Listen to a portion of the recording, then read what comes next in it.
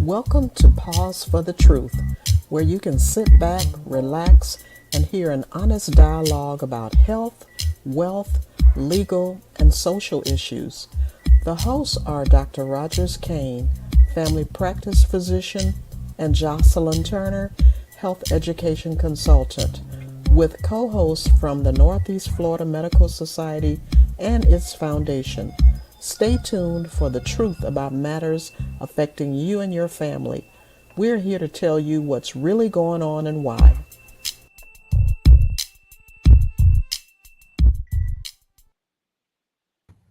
Good evening and welcome to Pause for the Truth. I am your co host, Jocelyn Turner.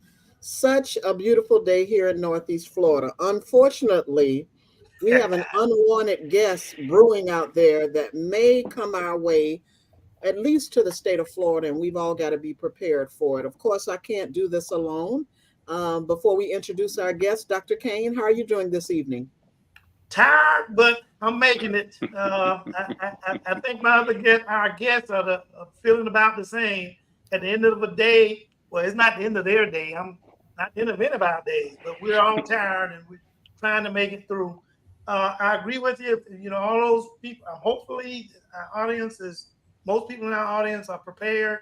They got their act together in terms of getting ready for that storm because bees are coming.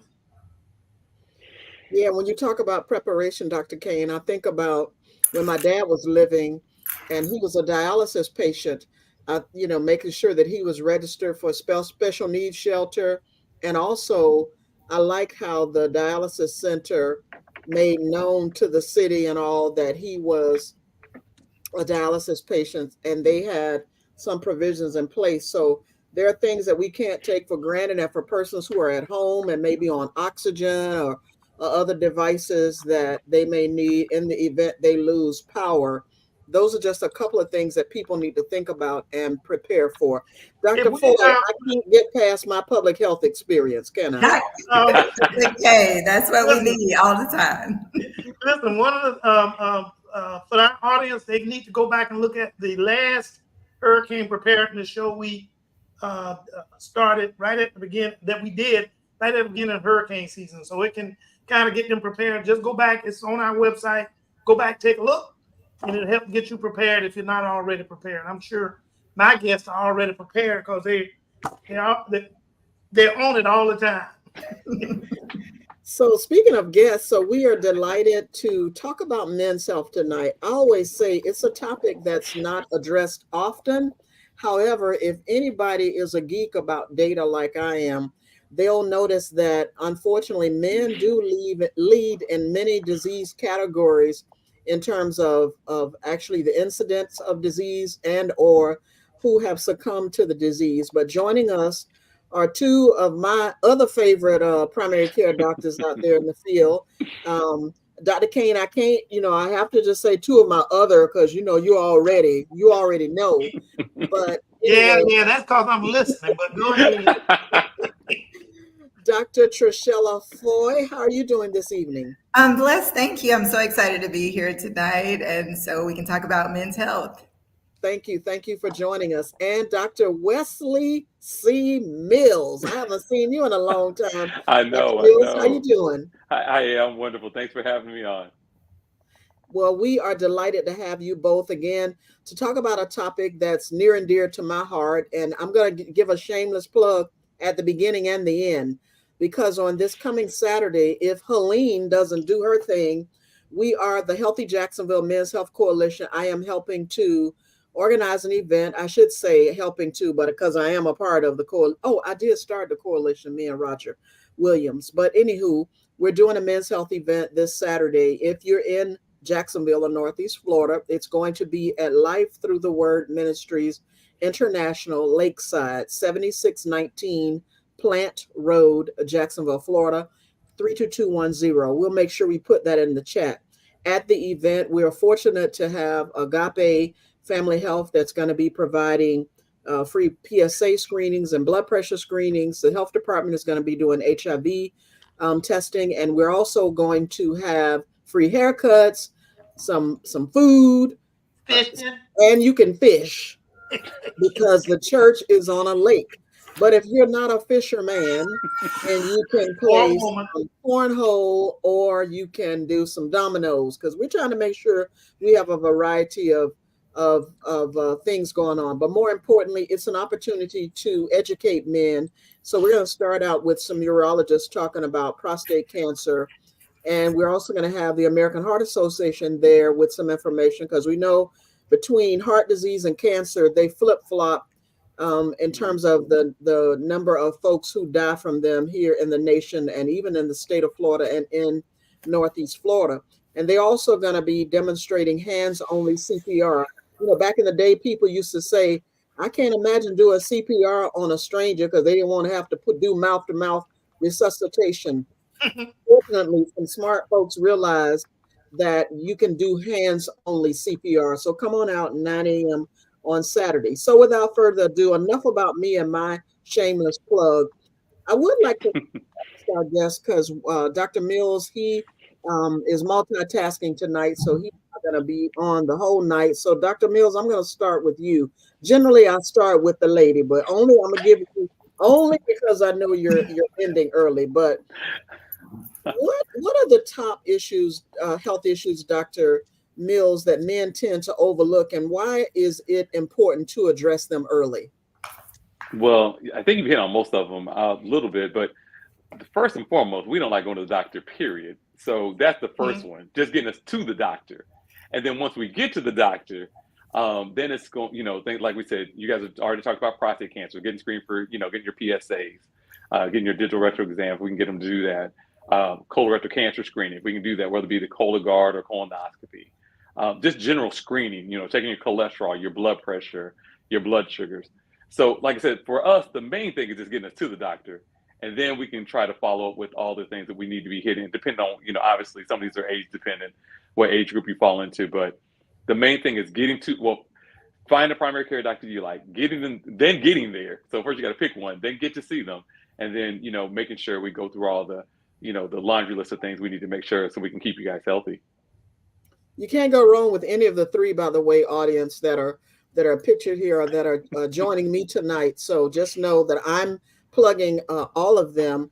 Dr. Foy, do you have anything else to add about, what are some issues in your opinion that men tend to overlook?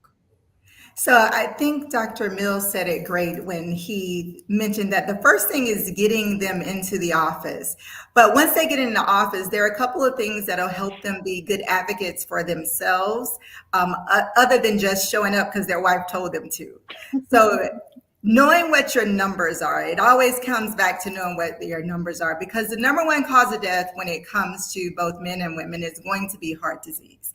And so when it comes to heart disease, there are certain things that are going to feed into that. So your blood pressure, you should know what your blood pressure is running. So before you even come into the doctor, you go into Publix, Walgreens, any of those places, and they might have a good blood pressure machine right there for you to just go ahead and check and start having an idea of what your number is. But when you go to the doctor, what we're looking for, we really like to see it ideally around 120/80, because when you start getting above that range, then you move into what we call pre-hypertension or stage 1 hypertension, and then stage 2 hypertension. Now, once it gets above 140/90, then we're really getting more concerned about the damage that it may be doing to your heart. So that's one number that becomes really important to know. And the same way you invest in your sneakers and other things, invest in a blood pressure cuff. Have it at home, because you don't have to be in the doctor knowing what that number is. You can actually have that where you're checking it at home. Your blood sugar, your fasting blood sugar should be less than 100.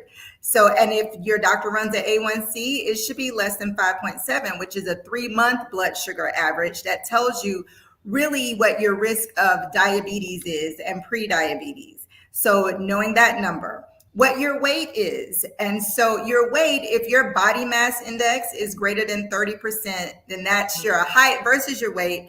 That puts you in what we call the obese range, and that increases your risk overall of heart disease. But what your waistline is. So some people don't realize more than your weight, your abdominal girth or width, that abdominal obesity is what we call that.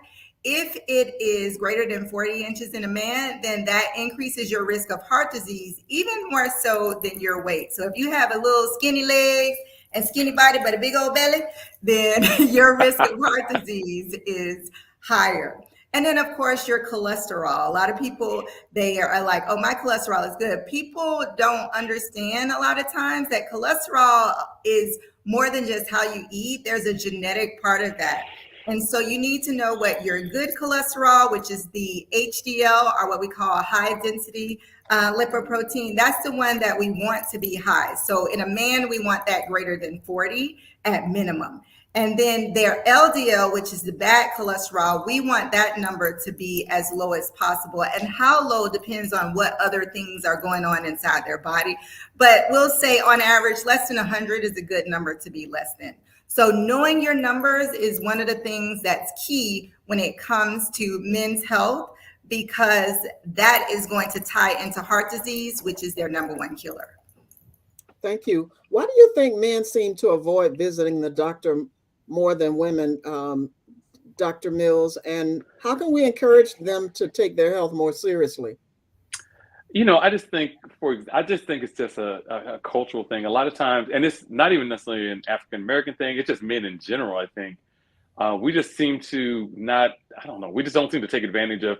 We have tons of people who have insurance and just don't ever go to the doctor. And it may be a machismo thing, like I'm tough, I feel fine, I don't need to, you know. And then also some of us probably like, hey, if I don't know my numbers are bad, then it's better. So some people don't even want to know because they're afraid they may be bad.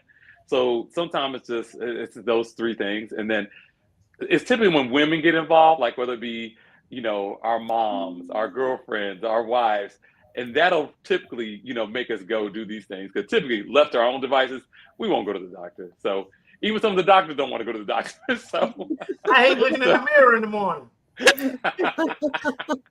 Dr. Kane, how about you chime on that? Thank you, Dr. Mills. Why do you think men avoid visiting the doctor more than women? Well, I mean, what Dr. Mills and Dr. Foy mentioned is altogether true. I think one of the other things, I think we're a bunch of wimps. I think some of them don't want to hear. They want to be all macho, but they're afraid of they're afraid of what you might point out their frailties are in terms of how strong of a man they really are. Now, you know, because remember, it took a long time for us to even get men to talk about erectile dysfunction. I mean, it was like pulling teeth. And that's one of the things that really bothered them a lot. It's not so much these days because people have gotten used to the term. And so one of the things that I do is I use that as leverage as much as I can to get these guys in to come in and be taken care of. You won't get any refills on anything if you can leave that Viagra right at the pharmacy unless you come in here and let me look you over and take a good look at you and see what's going on. I'm dealing with more of the older guys these days. I looked at my thing today and it was, I think the youngest patient I had was 63. As I got older, so did my clientele. But these guys are still young, and I'm sure they're seeing a lot of young folk and can offer a lot more insight into that than I can. Thank you. Speaking of which, Dr. Foy, because I want, don't you, wait a minute, hold on. I really want you to answer this next question. You can come back, but how do you recommend men monitor and maintain their overall health throughout their 20s, 30s, 40s, and beyond, and not wait until they get 63 and broke down like Dr. Kane was about to mention a few minutes ago? Well, and it actually ties into a point that I wanted to make, kind of maybe shedding a little bit of different perspective on what the gentleman has said, because you're right. Some of them just are fearful of knowing what their numbers are. And some of them think, oh, I'm all right. But a part of it, I think, is about training. And so there are a lot of things we focus in on when it comes to training our men and training people. So there's a reason why a lot of times we don't focus on things like mental health or health in general, because the idea of what a man is supposed to do and how a man is supposed to move through this life is with taking care of things. And by taking care of things, a lot of times that is equated with getting a job, taking care of a family, being the man in the sense of these are the things that a man is supposed to do. And it doesn't necessarily always embrace the notion of how you take care of yourself, and that you can't be as much of a provider, a father, a brother, the type of son you want to be if you don't embrace how to take care of yourself. We tell men, don't cry. We tell men, suck it up. So, they get hurt. We're like, hey, shake it off. And so those things that we put in them early is what they carry on. So this idea of, well, I'm all right no matter what's going on is something that they may carry. And so I think a way to start helping young people, young men, develop the habits earlier of that good healthcare is start when they're young, helping them understand, hey, taking care of you and being who you're going to be in the future means that you've got to take care of your body in all sense. And I think as I think about how I'm nurturing my son, he's 8 years old, we talk about that. We talk about, okay, this is the reason why you have to eat your fruits and vegetables, because I need you to be able to be healthy and strong. I need your heart to be working so that as you're getting older and all these wonderful things that you plan on doing with your life, you won't be able to do if your body isn't healthy,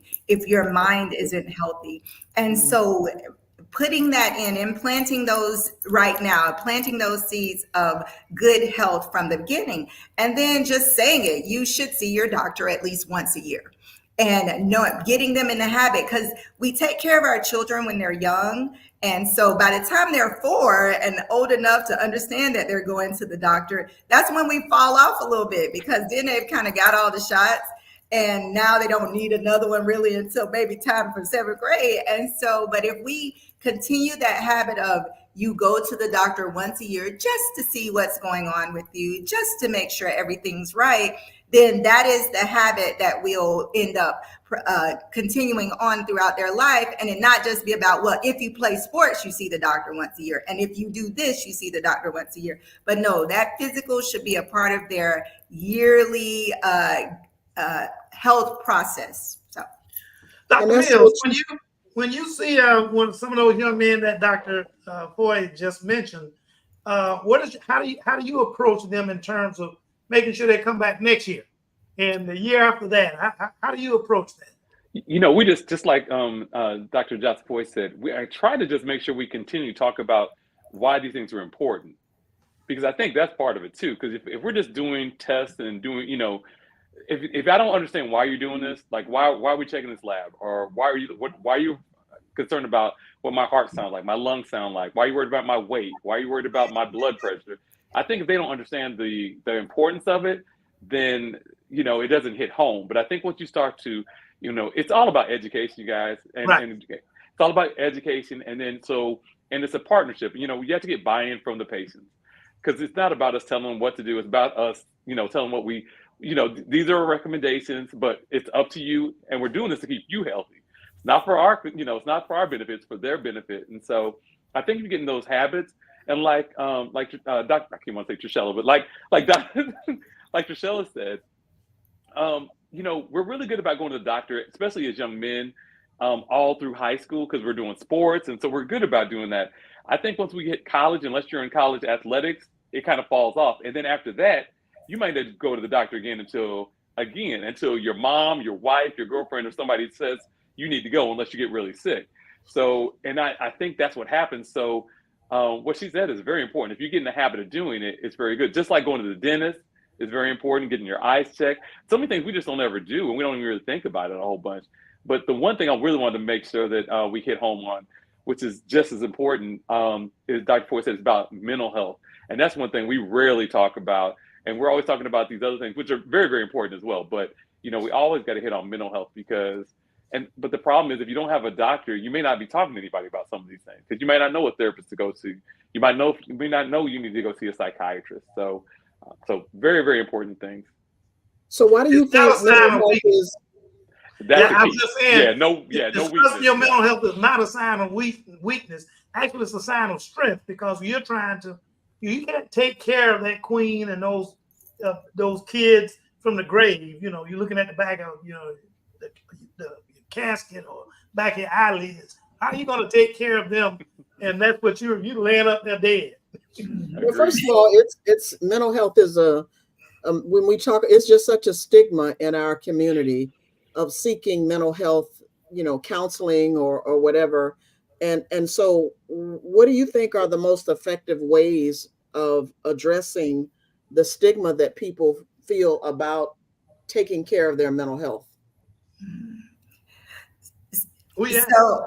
One of the things, and so I every now and again I listen to the Breakfast Club, and although they make me crazy half the time, I do appreciate that they are openly talking about mental health in men in particular, and not even just in the context of, it's kind of bringing it to a level where it is normalizing it.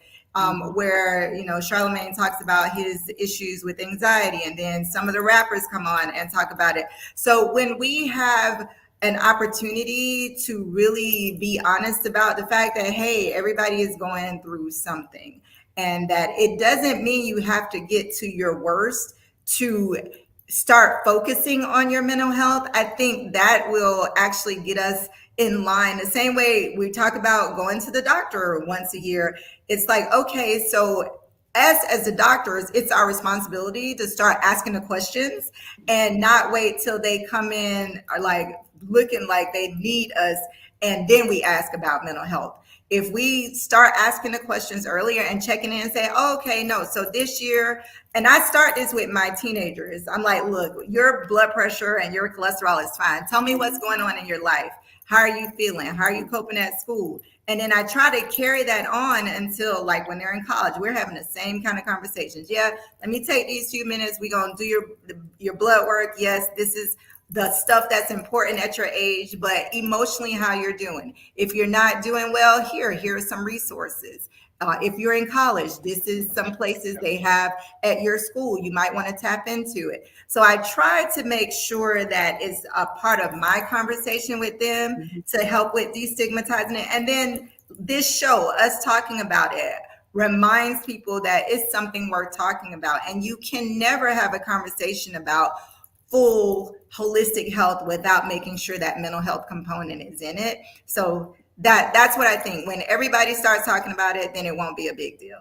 Yeah, like you say, normalizing it, it's not just a problem that I have, but I also feel that way when it comes to diabetes. We can't single dad out as the person with diabetes and, oh, there's your pie over there, it's sugar-free. Or here's your healthy meal, and everybody else over there have ice cream and cookies and all kind of other foolishness, adopting a healthy menu for everyone. Dr. Mills, I keep going back to you because I know your time is limited. So Dr. Foy, I'm not neglecting you, by the way. But neglect. Dr. Mills, I want to ask you a question about, and it's for all of you, about testosterone and hormonal health. How can men tell if their testosterone levels are low, and what impact does this have on their health and well-being? Is that really an issue and something that worth talking about?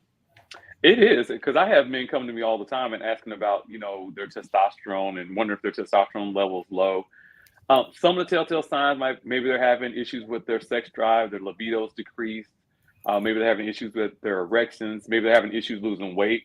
They can't get their lean body mass down. Maybe they're significantly tired. Maybe they're having mood swings, or they're just not necessarily mood swings, but maybe they're having issues with their temperament and their mood.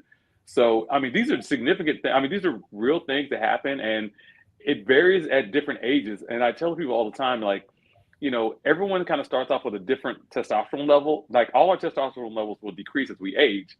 But if I started out at 1,000, you started at 400, and ours decrease, you're going to become symptomatic, and I may never become symptomatic.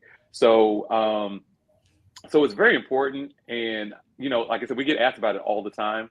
I'll be honest with you, I don't put people on testosterone as much as I used to, because there's some other issues that we worry about with the testosterone. However, I am an advocate of, you know, I don't write it myself, but I send people to see endo a lot, and they'll use these other medications like Clomid to help naturally increase your own testosterone.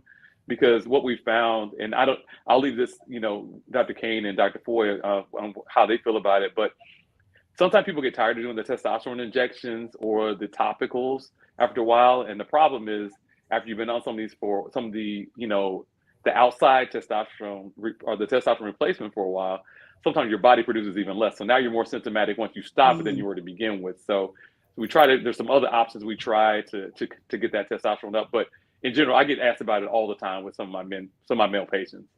You know what's the main point that I took from that, though, Dr. Mills, is the importance to have a primary care physician, because someone who you're going to on a regular basis, someone who knows you, someone you have a relationship with, that you can have that honest dialogue. Dr. Foyle, Dr. Kane, do either of you have anything else to add to that? No? Point. Well, I can go ahead and comment. One of the things, and I agree with Wesley, I'm not in a big hurry like I used to way back in the day, giving a lot of, giving testosterone, because of potential ill effects it has. Some people coming in, they want testosterone, don't really need it. And that just actually make matters worse, between the test, prostate cancer, yada, yada, yada. Mm-hmm.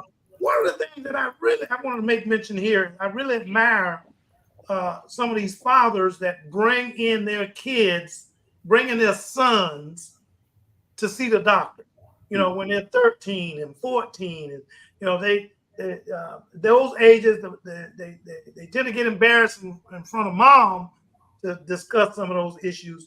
But dad bring them in, dad sit in the room and is like, boy, didn't I tell you? What did I tell you? Go ahead, talk about this. Let's talk about that. And he shares what his experience is or has been in terms of healthcare. Just like I share with my patients, that, some of my issues with healthcare, because they tend to identify with you if you can identify with them. And so you tend to have, I don't want to say repeat offenders, but you tend to have people that come back to see you and to take care of themselves the next year and the year after that and the year after that. But those fathers whom have sons, please bring them in to see your physicians. You should take the lead. Whether that son lives with you or you're divorced and they live with their mom, but they should help take the lead in bringing those kids, those sons to see their primary care physician. I think that's an awesome point, Dr. Kane, because I think about it in the context of the same way. So my husband's a barber, and the same way they do that, hey, I'm taking you to the barbershop, kind of building that in. That's actually a really interesting way to really start those habits. And I hadn't connected that. I might end up doing a program from that, but the same way they bring them to the doctor, they can, bring them to the barbershop, you can start instilling in them, bringing them to the doctor. And so, and then to circle back a little bit on the testosterone, if that's okay for a minute, just a couple things to add. And so it does really become important that we pay attention to some of the symptoms that our patients talk about, but also what they don't talk about. Because the thing about low testosterone is that it may present with some subtle things. So if I have patients who have like sleep apnea and even diabetes that is uncontrolled, a lot of times their testosterone levels will be lower. Or if they're presenting with signs of depression and mental health issues, sometimes that is also related. But the most common complaint I get is just kind of fatigue. I just don't feel like myself. And you can kind of start seeing if you're used to your patients when they look kind of a little weighed down. And then once we check the levels, it's really about having a conversation with them, because if they're not having symptoms and not having problems, then sometimes you don't just treat a number. But if there are things that are important that they don't even realize in a way that it's affecting their health, then I do try to make sure that we treat it. One of the things, and the reason why Dr. Mills and Dr. Kane, I'm sure, is that a few years ago, things came out looking at testosterone and how we were treating people and if there was any associations with things like heart disease. But what really came out of that was that as physicians, we need to make sure that we are monitoring things the right way.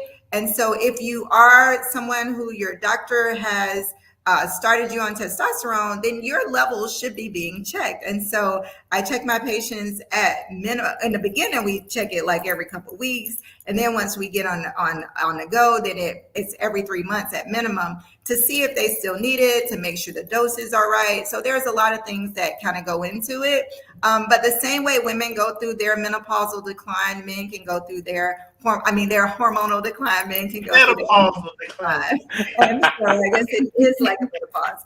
But yes, so I just wanted to add that in. Pay attention to the other conditions that you might have, and then you'll know if you might also need to talk to your doctor about your testosterone levels. Let's talk. Thank you, Dr. Ford. Let's talk One of the things, Ms. Turner, just one of the things I did like, one of the things that you did also say, Dr. Foy, is that every 3 months. And, you know, I remember in the past, some of the older physicians saw their patients once a year. And, you know, I think some of the younger primary guys, they not just the younger, but people these days, physicians these days, have finally come around to things that Black physicians were seeing a long time ago. And that is that things can change in 90 days. Mm-hmm. So, you know, if a person has high blood pressure, and just because it will control the last visit, doesn't mean that you got to wait for a year before you see them. And I have a lot of patients trying to skip past, you know, their quarterly checkups for their blood pressure and their blood sugars and their cholesterol. You know, we don't do a quarterly PSA unless, you know, the situation dictates. But again, they try to bypass that. Well, I need to come in every 3 months. So, Dr. Mills, can you address that topic? Yeah, because I'm just like you guys. I have this conversation with patients all the time. It's very rare. If someone's on chronic medications, they have some chronic conditions, I very rarely see them once a year, unless they're under like phenomenal control. Right. I mean, the majority of people, we're starting off at 3 months. And I won't call it a probationary period, but we're going to start off on 3 months. And the thing is, we just want to make sure we're keeping you, you know, if we're monitoring your A1C for your diabetes, if we're monitoring your blood pressure, then we're also, and if we're monitoring your blood pressure, it means we're monitoring your kidney functions. You know, if we're looking at your cholesterol, and we just put you on cholesterol meds, now we're also looking at your liver function. So some of these things, you know, we're checking every 3 months. And then if you start to do really well, then I'll probably start doing, we'll see you twice a year, maybe once for, you know, your annual, and then a lab test in between just to make sure you're doing well. But that's once you're doing well. In between that time, we're checking it quarterly, like Dr. Foy said. That's how we do it. That's how we roll. I kind of started from the beginning, so they kind of have an idea why we're doing it and what we're doing it for. Some people still, you know, don't want to do it, and some people still, you tell them to come back in 3 months, we're not seeing for a year, but that's how we try to do it for the most part. Mm-hmm. So I had someone tell me that. Yeah, I'm sorry. I had someone tell me the doctor's just trying to make money. I don't need to go in there every 3 months. They're just trying to make money, and they don't understand that it is. You don't make no money for their benefit, right? You know, it's not for your benefit; it's for their benefit that they come to you more often. And I tell you, you know, being transparent, I had a couple of friends who had strokes recently, doctors, and I'm wondering what is happening now that so many people, you know, you think that people are managing those numbers that all of you have talked about, but are Black men more at risk of having a heart attack or stroke? And if so, what should they be doing tomorrow or today in order to lower their risk? Go see one of these guys, but go ahead. So the question you asked, which is really important, is about what is the risk related to other people? Yes, there is, in Black men in particular, there's a 30% more likelihood that they will die from a heart attack or a stroke, what we call cardiovascular disease. So when we say cardiovascular, we're talking about the heart and those arteries that go to the brain. So those two things play hand in hand. So it's not just about, you know, will it happen? Yes, it happens more often, and they die from it more often. And that is really what is devastating. And so that's why our life expectancy for Black men is lower than what would be for women and white women and white men in general, and non-Hispanic white men. So it's one of those things that this is why these conversations are important now.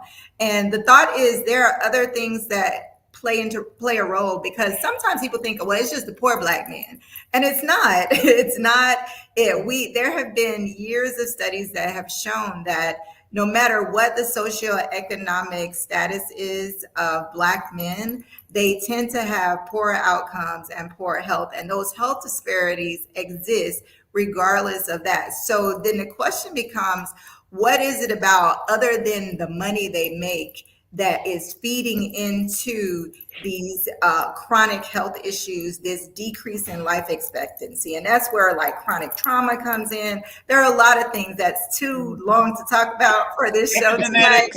But just if we can just, again, encourage them to embrace the basics, then we can start getting into those deeper conversations about really healing themselves wholly. Dr. Mills, I know you're pressed for time, so I'm not trying to hold you up.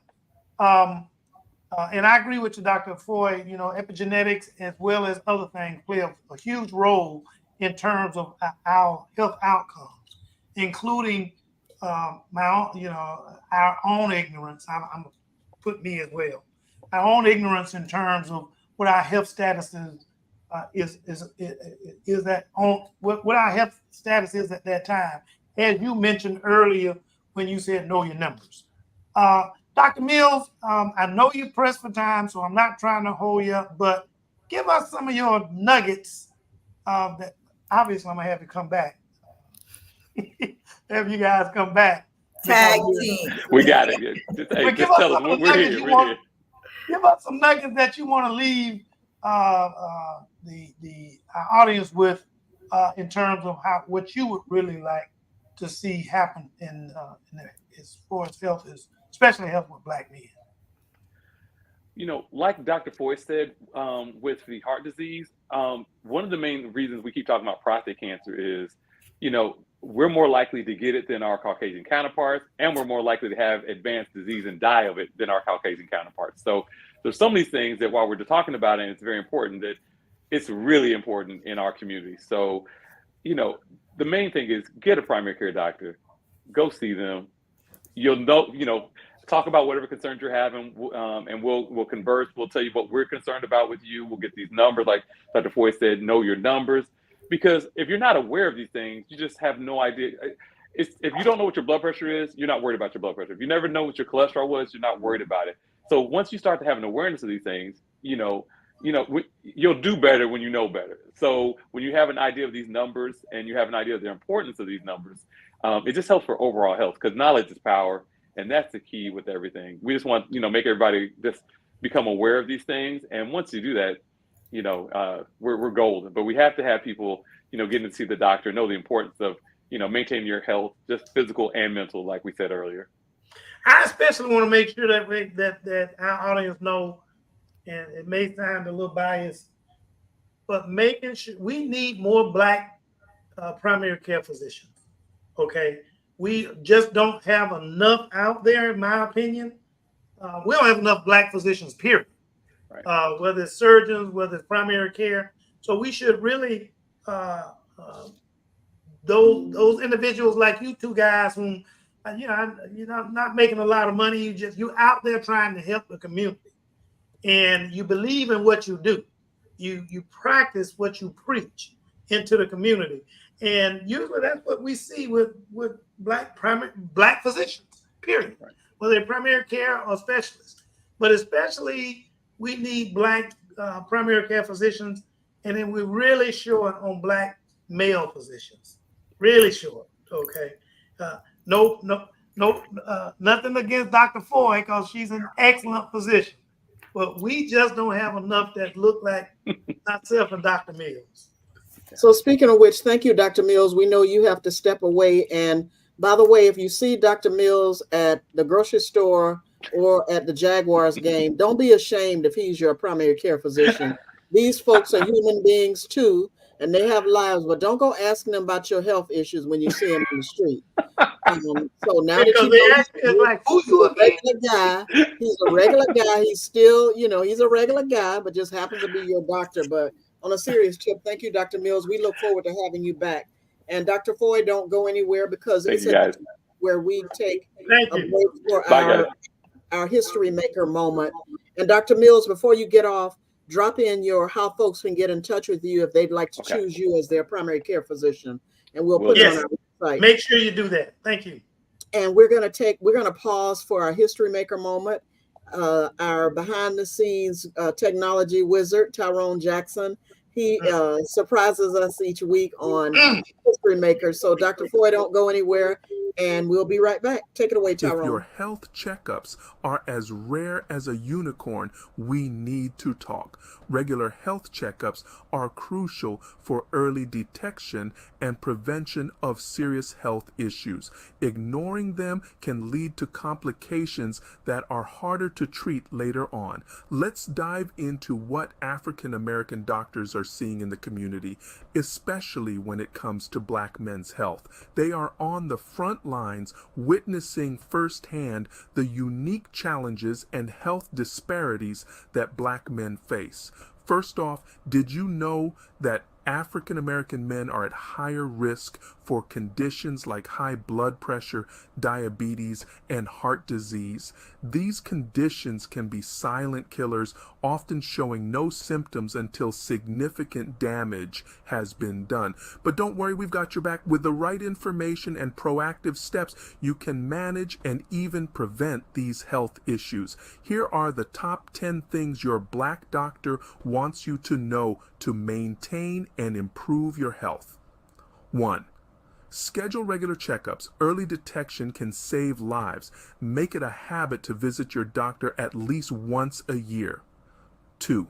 Monitor your blood pressure. High blood pressure is a major risk factor for heart disease and stroke. Keep track of your numbers. 3. Eat a balanced diet. Incorporate plenty of fruits, vegetables, whole grains, and lean proteins into your meals. Good nutrition is the foundation of good health. 4. Stay active. Regular physical activity helps control weight, reduces the risk of chronic diseases, and improves mental health. Aim for at least 30 minutes of exercise most days of the week. 5. Manage stress. Chronic stress can take a toll on your body and mind.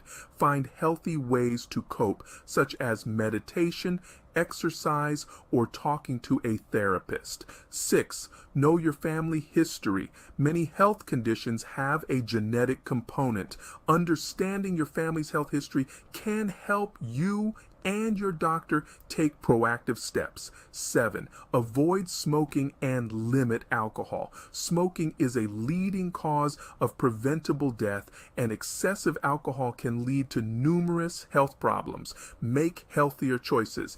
8.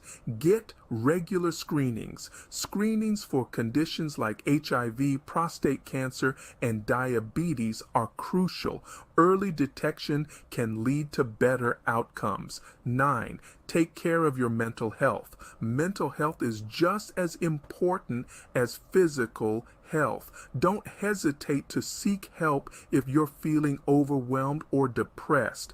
10. Build a support system. Surround yourself with friends and family who encourage healthy habits and provide emotional support. Remember, your health is your wealth.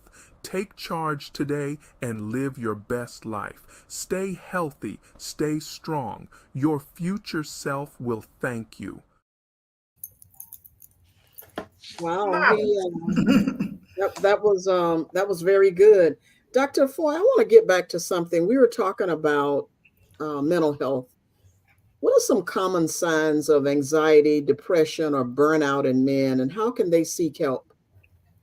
So a lot of times people think that mental health signs are just about, oh, I feel hopeless. I don't want to, I'm crying or I'm mad.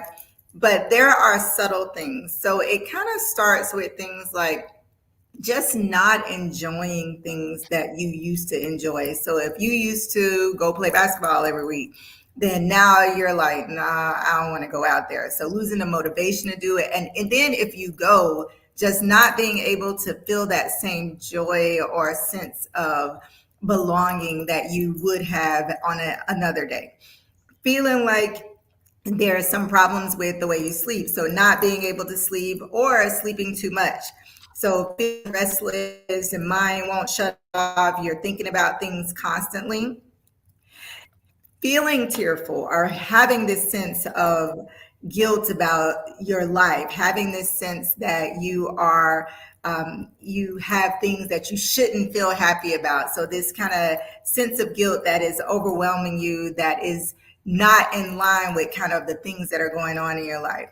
Having no energy or motivation to really do things, and not wanting to hang out with people, withdrawing yourself from your family, your friends. Those are signs that are kind of more so depression. Being anxious, sometimes irritability and anxiety kind of mimic each other. So a lot of times people will start lashing out at others. They are explosive. They don't know why they are responding to people in the way they are, but it is a sign that that emotional state is not in balance.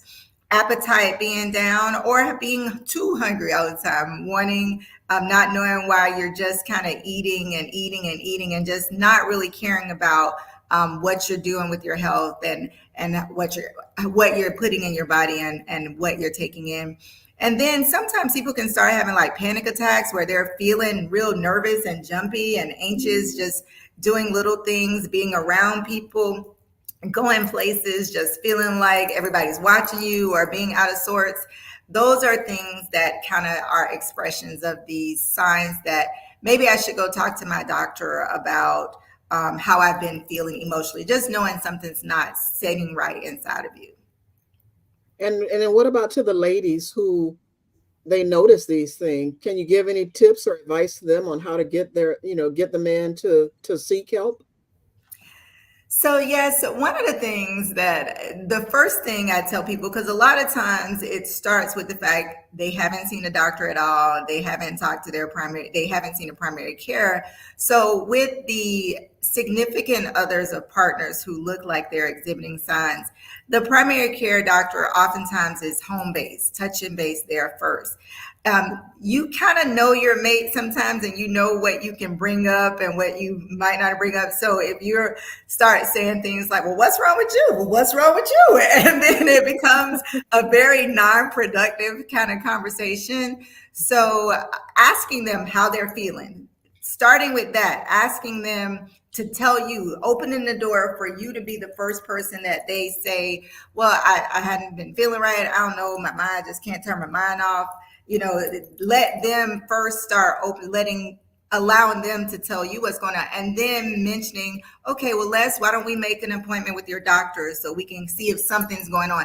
Because you don't want to always point at, yeah, you must be depressed or you must be anxious, because sometimes it is a sign that other stuff is going on. Your thyroid may be off, the testosterone may be off. There are other things that could be going on. So getting them to the doctor to have a checkup so they can talk about those things, but making sure they actually talk about those things to the doctor is going to be a key to ways that I would have women support their men in evaluating these types of issues. I am quick to tell patients that as a primary care physician, I am a jack of all trades and a master of none. And so I start looking at anything globally, what can affect my patients, men, women, children. But, when it comes down to men, I guess I can relate to them a little bit more so because I'm a man. So I'm told. So I think that we, as a group of physicians, Black males, Black females, physicians, we have to focus in on that group of people that really need us. All of our clientele need us, want to feel they need us. We want to feel they need us. But especially when it comes down to Black men, because they tend to take care of themselves less so than our Black women. And our Black women tend to make sure their children are taken care of up to a certain age. Okay, and that's when dad should be stepping in and helping direct the health care of their son. sometimes daughters as well. But One of the things that I wanted to bring up, and as Dr. Mills was on, and I know he had to go, but also with you, Dr. Foy, is the entire process for seeking health for men is not for men. meaning, If you're a man, if you go to a doctor office, they got a woman show playing on the TV. They got the atmosphere and the total surrounding is feminine and female based. When you talk to men about health, you come at them with the approach of, it's not man speak. It's not conversation. I bring this up because I was watching a podcast the other day and they were showing a place in Philadelphia where the doctor has, for the men patient, he has sports playing on the TV. He has an environment that women sit in and that men sit in, and he's found this amazing increase in the likelihood that men return for their follow-ups and things of that nature. The entire I know I suffer with, and I have a good doctor who overcomes that with his personality. So, but when I go there, that jerk. But go ahead. But when I go there, I am uncomfortable from the moment I step in the door until I get in the room with him. So I'm going to push the times I have to go to be only as much as he sent me that schedule. Okay. So and I have talks with men all the time, and it's the same thing. It's the same thing. If I have a friend, I say, hey man, have you gone to the doctor? Right? And he said, no, I need to. What I'm going to say to him, women can't say. He's going to go to the doctor when I get through it. Because it's the way we perceive information is completely different. Is there a question out of that, Tyrone? And by the way, Dr. Foy, Dr. Foy, in your response, can you please tell Tyrone that the offices are not feminine either? Yes. Ain't nothing feminine about most offices. So it's interesting. So you, Mr. Jackson, have made some good points. I appreciate that perspective because it is not something that has been considered in a general sense from me, primarily because I think that, in my experience, most of the places that when we design, like, for instance, I have a kind of a new office and we had the opportunity, I had to pick out the chairs and do it. And like, I'm not a pink girl. There's nothing about me that is like ultra feminine. And so that is not the idea. The idea is making it just a comfortable environment, colors that make people happy in general. So I haven't really experienced being in any doctor's office that was ultra feminine. Now it's good that what you were watching showed that there was some opportunities that this person was reaching out to try to engage men more and have men do better. Our TV doesn't have like soap operas, although some of my men actually prefer watching soap operas, but that's not something that we are doing. We're trying to educate. And so I think what I take from what you said, though, and what is most important is that creating a space that's kind of comfortable for everybody. And I think when people are designing offices, that is something that they try to do. But more to your point, what I'm going to say to you is that most people just don't like going to the doctors. Men, women, children, people don't like going to the doctor. And one of the things that they say to me, and it's always like, with all due respect, but I don't like the doctors. I don't like doctors. We hear that like all day, every day. And it's okay because we know that we're there to serve. We're there to provide something that is necessary and it's needed. And then once they get over that initial feeling of trepidation of going into somewhere where they're thinking they're about to expose themselves. So I think when it comes to men, this concept of having to be vulnerable, having someone to have to guide you and tell you, and you not necessarily be leading what is happening in that space, can sometimes be uncomfortable and intimidating, but that is the case for most people. You have to, when you go into a doctor's office, there's a level of vulnerability. You're putting your life in somebody's hands, and that takes setting aside some of that machoism that people sometimes have a hard time setting aside.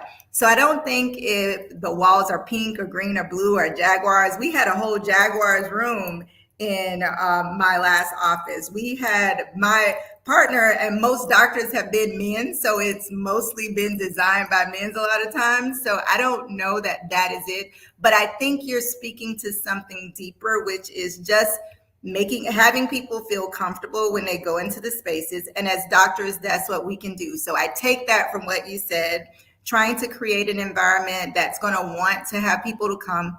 But the conversation when you get in a room is the most important thing. What happens there is what brings a person back or not whether football's on the TV or not.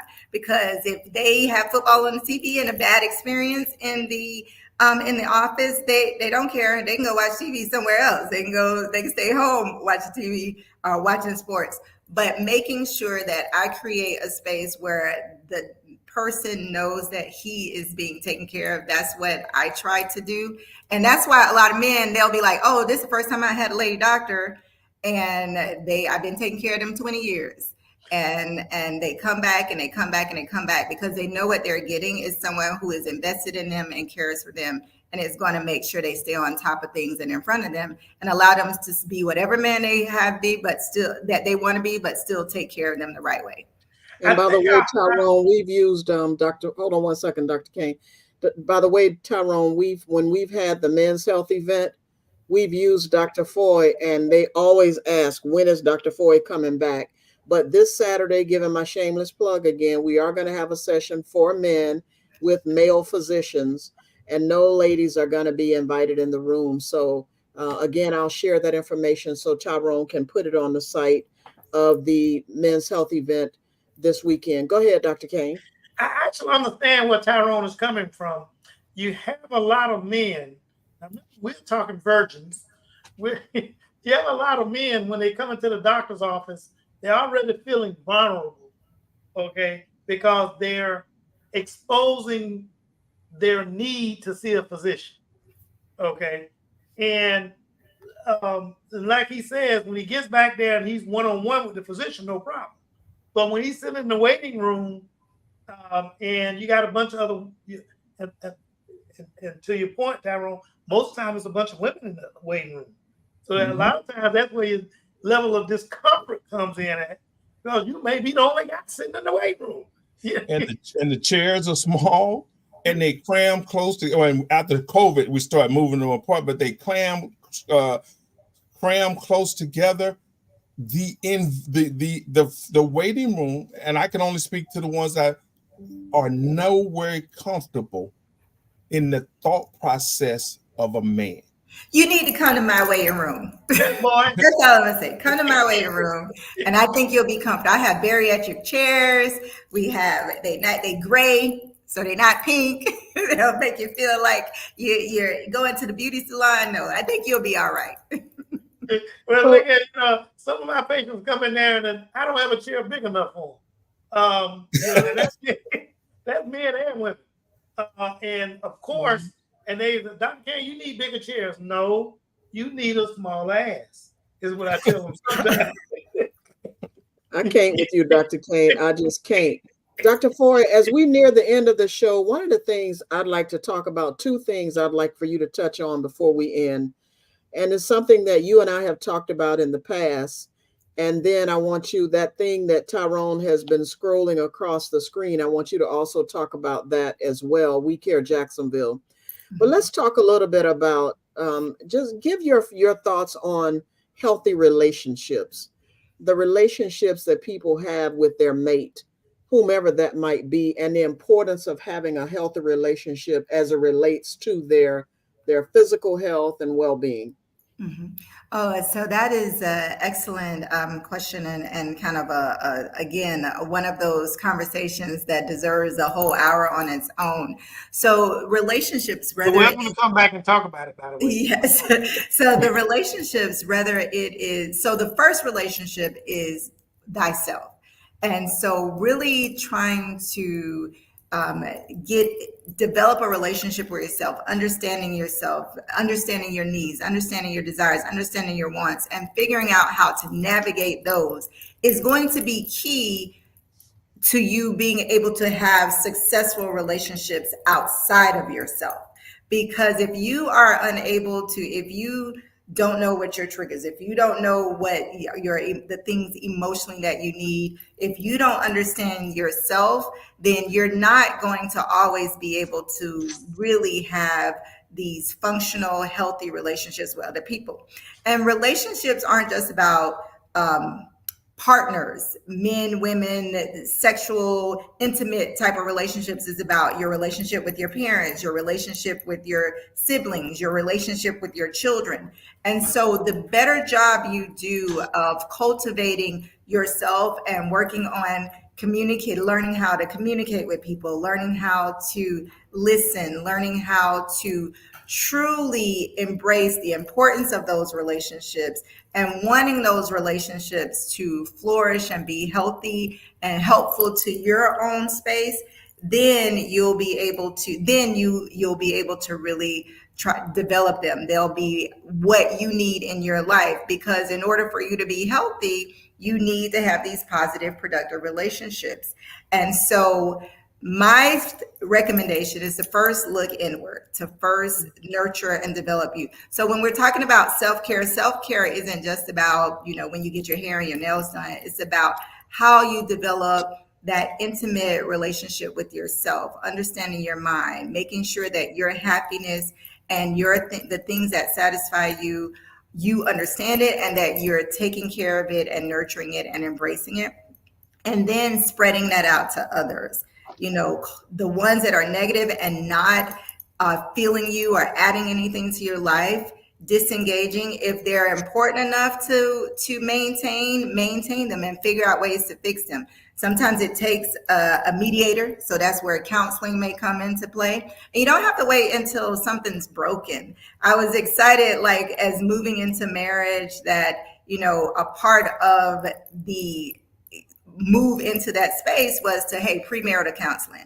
And then we enjoyed it. And it's like something that we continue. And I have patients and they're like, oh, we go and we just check in and we make sure that we're good. And it doesn't have to be when something is broken down and negative. And so if you work hard, if it's important to you to nurture these relationships, then you'll be able to move forward. And then learning the tools. I can't explain all the tools right now on what it takes to truly manage good relationships. But like I said, that's a talk for another day that you'll have to bring us back to talk about. Oh, don't worry, we will bring you back. And because you kind of be quite frank with you. One of the things I happen to know Tyrone and his wife, and I think that they are a couple that really work hard at maintaining a good relationship with one another. And I look at them and I'm not envious, but I enjoy watching them interact with one another.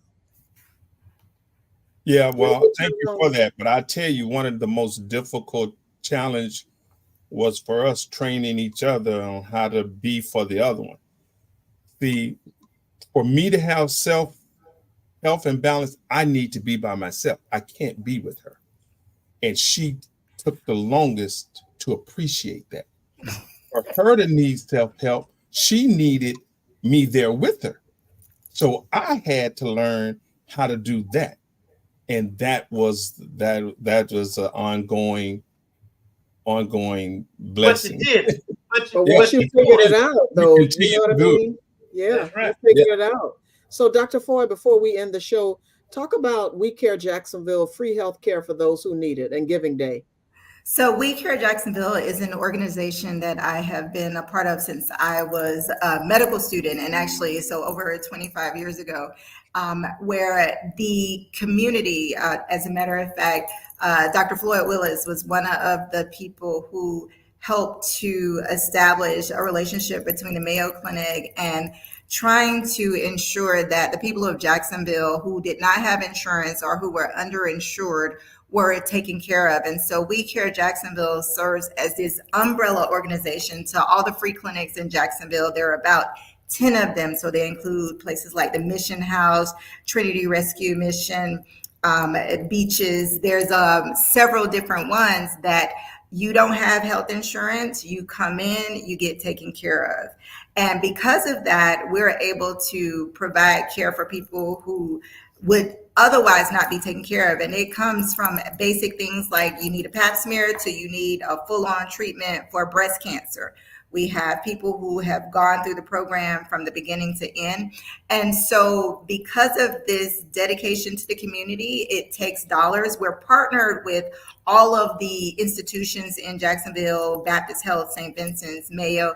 They all provide services that are in kind to help take care of patients. But there are other things that we need to do to make sure patients get transportation to where they need to go. We put them up in hotel rooms if they have certain procedures done and they are homeless for 48 hours. They may actually be able to be housed. And so we try to make sure that we're doing a good job. So today is our giving day for We Care Jacksonville.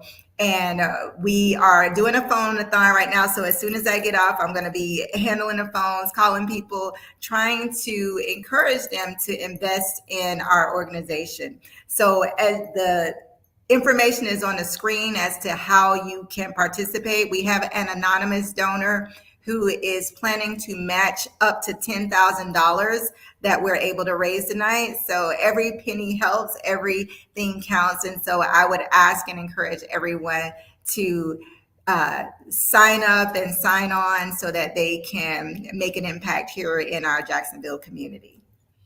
Ms. Turner, let me say this.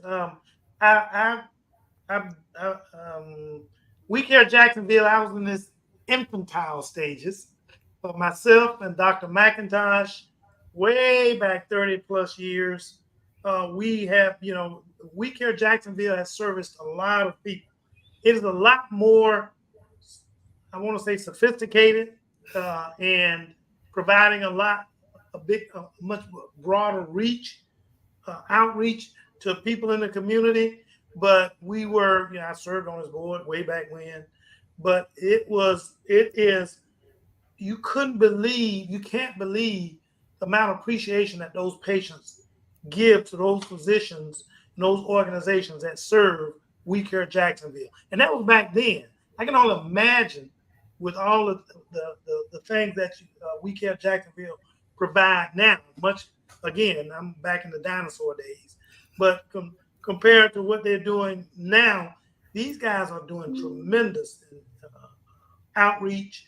And I encourage everyone, if you got $1, give $1. And it's so true. And what I like about Jacksonville and people who really care is that all of us work outside of our normal working hours to give of ourselves to our community when we recognize a need. We're going to give Dr. Foy a pass and let her go as we wrap up tonight's discussion. Dr. Foy, I know you need to step away. Thank you so much for joining us.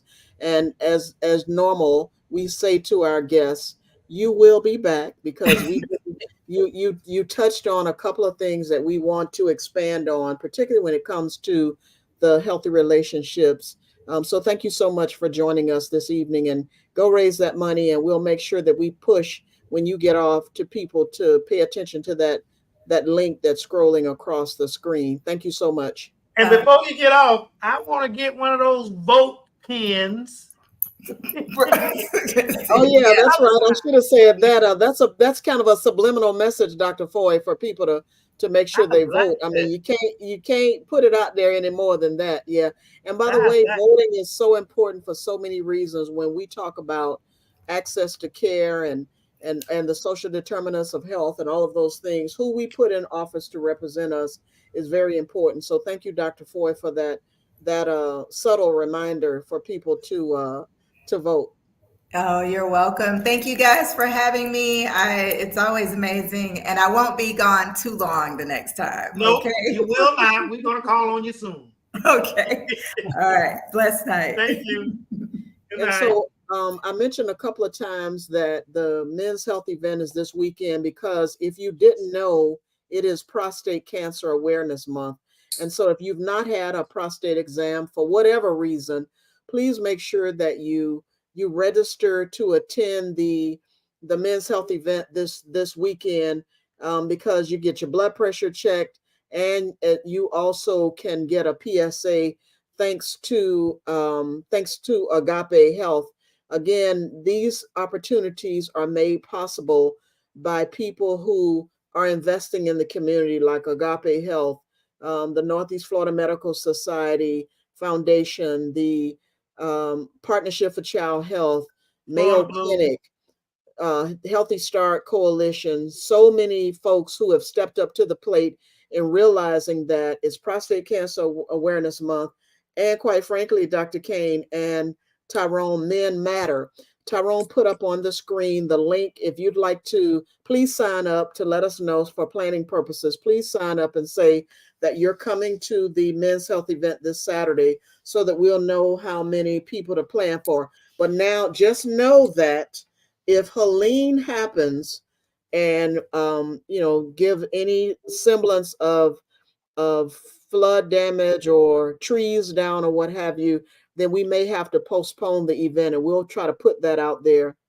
But please come, ladies, please bring your men. One thing, Dr. Kane and Tyrone, as we end the show, that I wanted to mention is when Dr. Mills talked about, or Dr. Foy, about your mom, your whatever. I remember going to the doctor with my dad. Unfortunately, it was when his health was failing, when he was told to bring a family member. He was older. So as Dr. Foy talked about having that conversation with her 8-year-old about the importance of why it's important to eat right and exercise and all that, we need to have that conversation from birth throughout our lives and start paying attention to our elderly parents. Don't just assume that our relatives are going to the doctor. So that's my final thought for tonight. I'm an elderly parent. Or if you're the elderly parent, then for your children who might be listening, make sure you're making sure that the doctor is taking care of himself.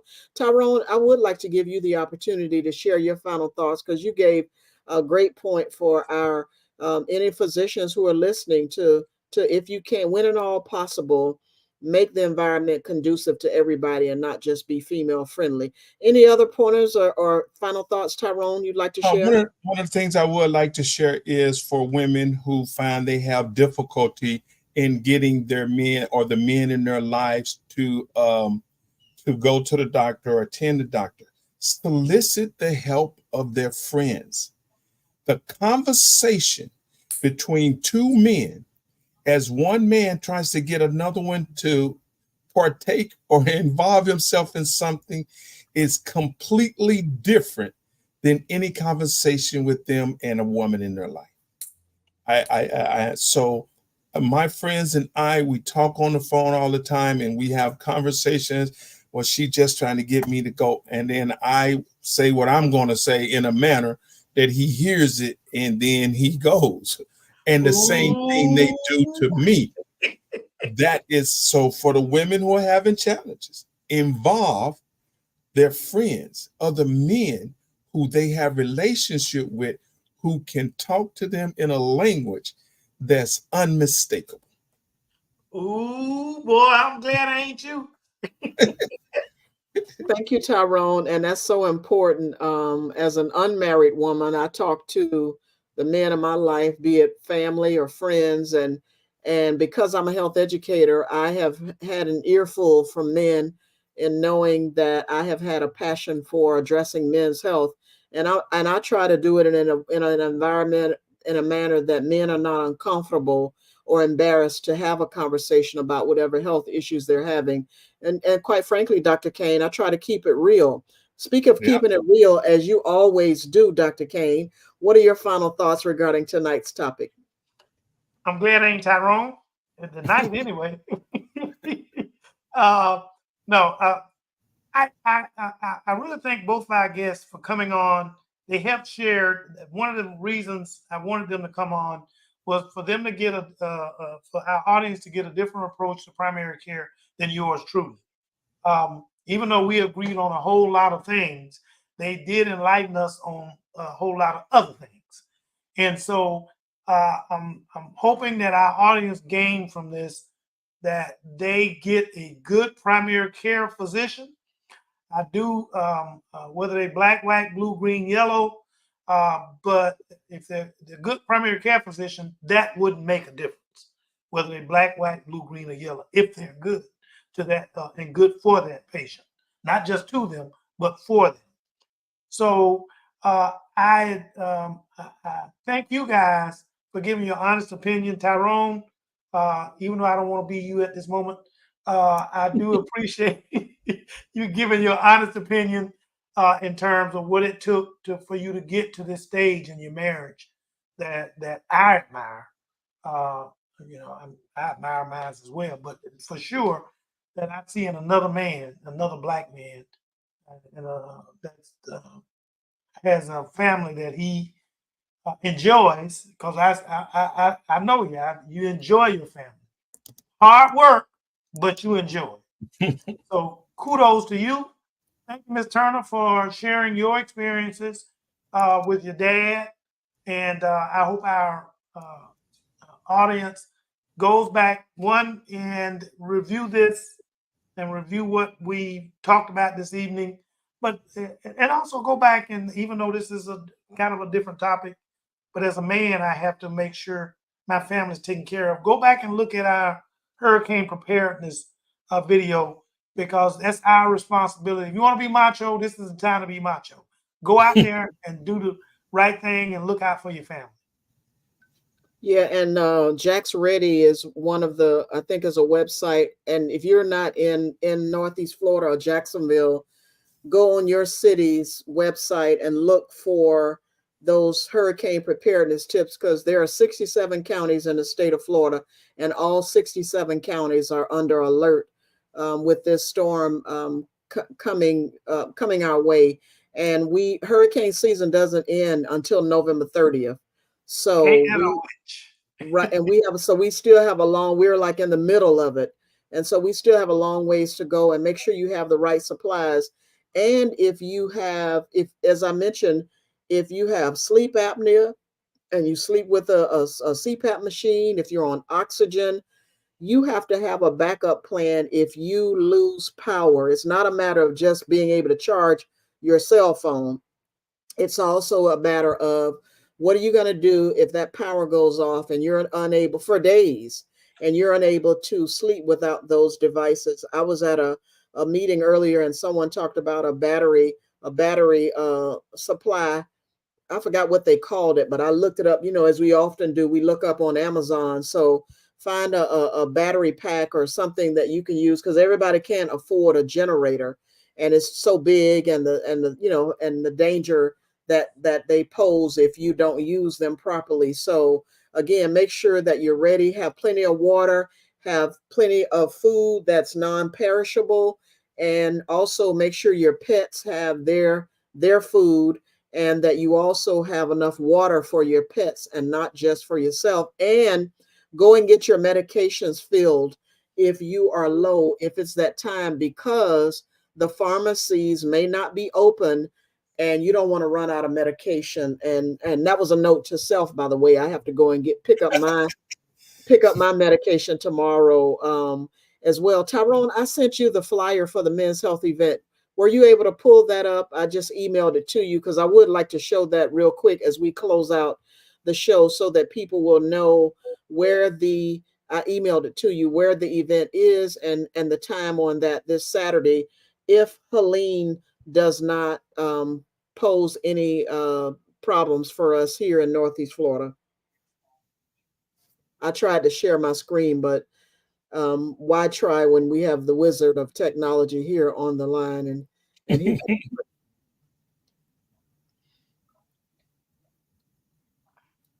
All righty, here we come. Great. So it's really in good health, fishing for health and wellness. And that is because that's the link to register. And as you can see, it's going to be free haircuts, health experts, breakfast, lunch, cornhole, hands only, CPR, dominoes, blood pressure screening, PSA. Agape would like for you to pre-register for prostate cancer screening. So if you don't know how to do that, then call Agape Health and see if you can register for the or pre-register for the prostate cancer screening. But if you have a cell phone, you just point your cell phone camera to both of the QR codes on the screen. But a lot of people are not comfortable with that, and I get it. But if you're not comfortable with that, then by all means, just you can email healthyjacksmen@gmail.com, and we will leave your name and phone number, email address, and say, I want to register for the event and I want to get a free prostate cancer screening. And more importantly, please bring somebody with you. As Dr. Kane talked about earlier, don't come alone. Bring another guy with you, your son, so they can see a positive environment. So that's all I have, Dr. Kane and Tyrone. As Tyrone always says, please make sure you subscribe to our YouTube channel and tune in next week for Pause for the Truth. Have a good evening. Now you see why you need to tune in every Tuesday at 6:30 p.m. Eastern Standard Time. It's been an absolute joy having you with us today on Pause for the Truth. Dr. Rogers Kane and Ms. Jocelyn Turner are so grateful for your time and support. We know you have a lot of choices, and we're thrilled you chose to spend your time with us. It means the world to us. A shout out to Tyrone Jackson of Call Tyrone IT Services for making everything run smoothly behind the scenes. Tyrone, you're truly a whiz. Remember, folks, we're here every Tuesday at 6:30 p.m. Eastern Standard Time with more insight, stories, and truths. So mark your calendars, set those reminders, and join us for another exciting episode. Thank you once again. And we can't wait to connect with you next week. Stay curious, stay engaged, and most importantly, stay tuned. Don't forget to like us on Facebook, link with us on LinkedIn, and most of all, subscribe to us on YouTube. Never forget to pause for the truth. Thanks for your support.